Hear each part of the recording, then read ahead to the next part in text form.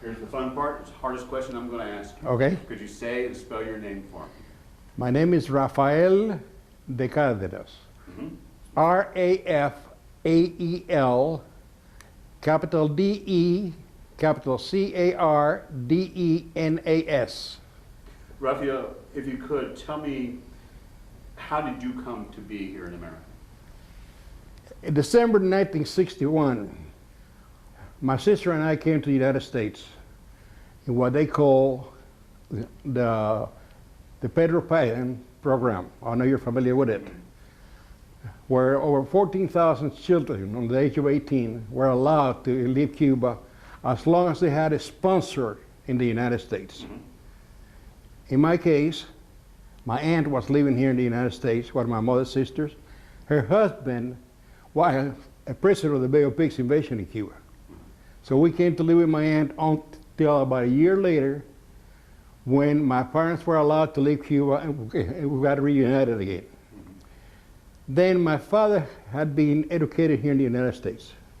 He went to Asheville, North Carolina, and he went to LSU for 3 years. My father always said, Miami is a beautiful place to visit, but if I'm going to make a future, I'm going somewhere else. Well, we had a friend, a doctor from Cuba, living in Oklahoma City, who was friends with Jim Norick, who was the mayor of Oklahoma City then. Jim Norick wanted to sponsor a Cuban family to Oklahoma. So Jim came to Miami, Florida, talked to us, and offered us to come to Oklahoma. So in January of 1963, we came to Oklahoma. I can elaborate into that a lot, but I'm sure that the time, but we came, we learned the language, we acclimated, we took our citizenship test when we could. Before that, we got our green card, I'm sorry. The green card actually is blue. Yeah. I don't know if you know that or not. And we started to live the American life. And I call myself a Cuban Okie.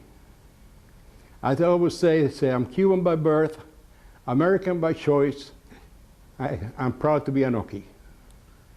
Let's fast forward. It's been 54 years. Correct.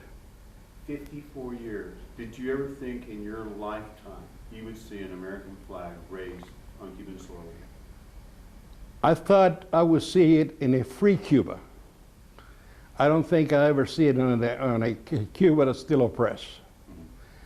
See, what is happening right now in Cuba, I think you found out that probably 99.75% of us Cuban Americans, as you want to call us, I prefer to be called an American of Cuban heritage.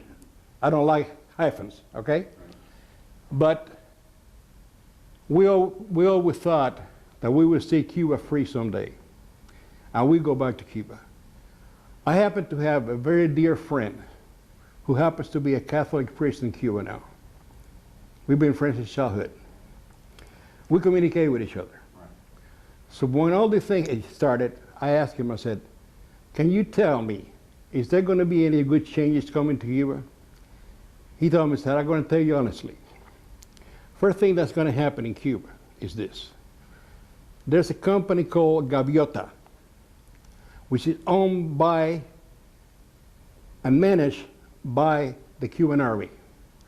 All the tourist money goes to Gaviota. They own the hotels, they own the restaurants, they own everything over there in Cuba.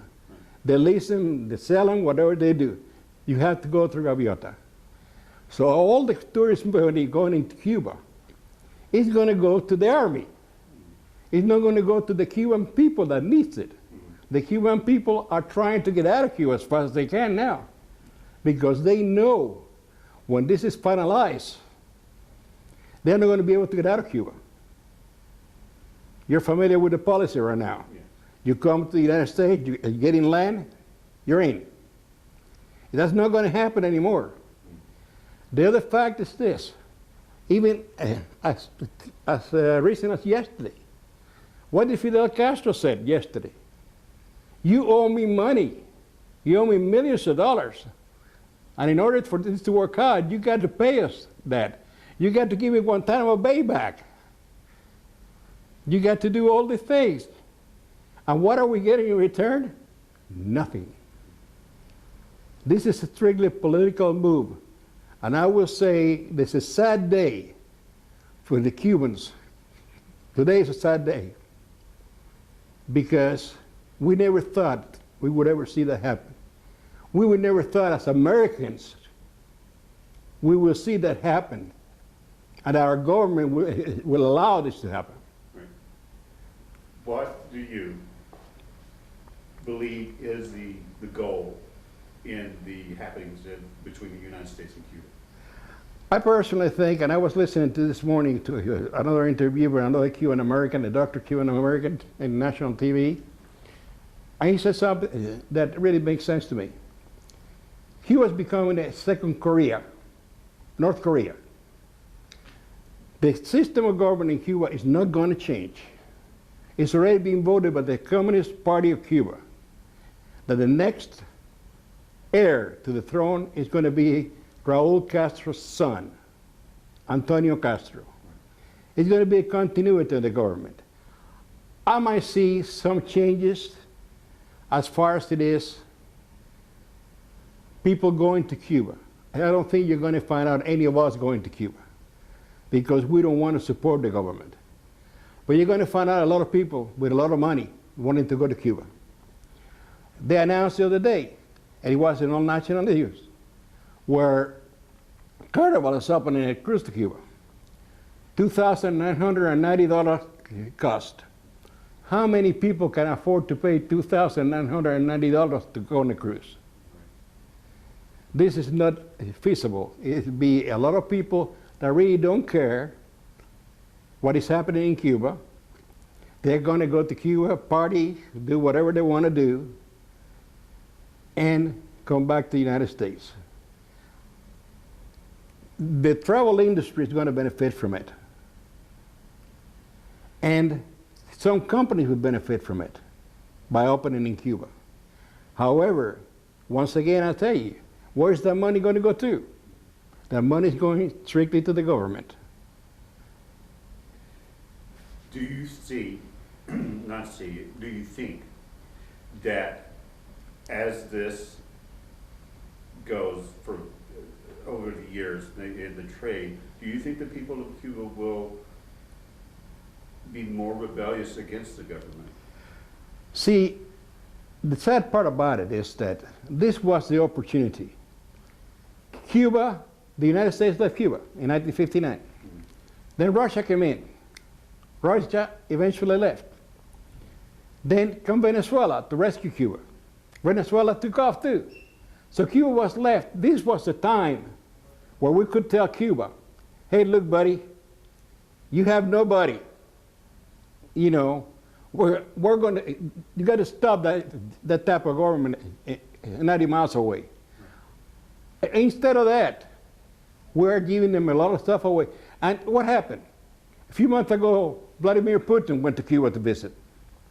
You know, one of the few things he did, one of the things he did, he was in Cuba, he inaugurated a brand new Air Force base outside Havana.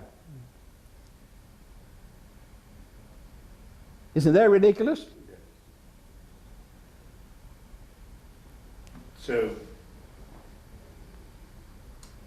are you, in your opinion, do you think you are a minority of American Cubans, or are you part of the majority? No, I don't think so, because I communicate through email, Facebook, whatever, you know, with relatives and friends and people everywhere. They all think, I would say 99.75% think the same way we do, the same way I do. Very few of them think the other way. I will say something. You're going to find out that 99.75% of the Cubans in America tend to be Republican, tend to be conservatives.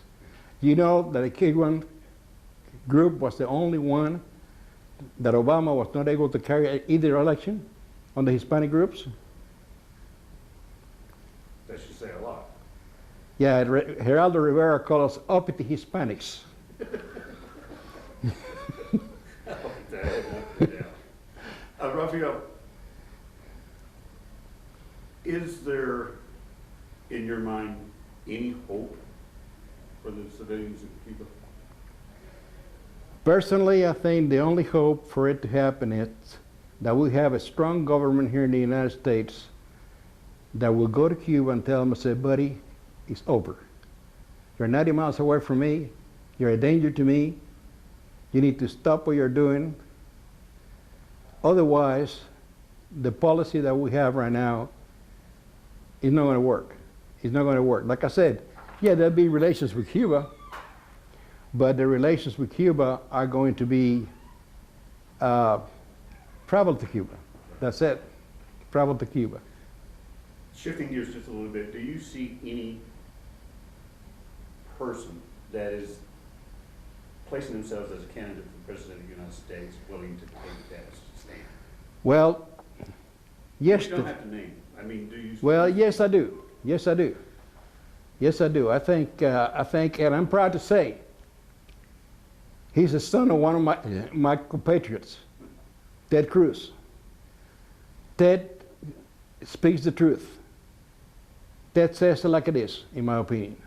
Matter of fact, I attended the rally yesterday. He was here in Oklahoma City, and one of you guys interviewed me after the. But at this point, I got to say, now we have another son of Cuban running for president too, which is Marco Rubio. So we're very well represented, you know, for a I want to say a group, ethnic group. You figure out this in 30 years, we're very well represented. Two of our sons are running for president. And that has a lot to say about the people of Cuba. Wonderful. Do you think you've got everything that you need to say? I'm retired now. I lived the American dream. I was able to have a successful business. I worked. I paid for my own education. And now I'm retired, like I said. And one of the few things that I do right now is, as I mentioned to you, any civic organization, church, political organization, fraternal, or whatever, you know, that wants me to come in and speak the truth about Cuba, I'm more than pleased to do it. More than pleased to do it. I've probably done in the last 30 years, I've probably done over 400 speeches all over Oklahoma. So, and I'm glad to do it. That's really what I like to do nowadays. I feel it's my obligation to spread the word, because I will tell you something that I heard yesterday said, and I say it at the end of every one of my speeches. When I came to this country, I had a place for it to come. If we lose the United States, where do we go? You know, God bless America.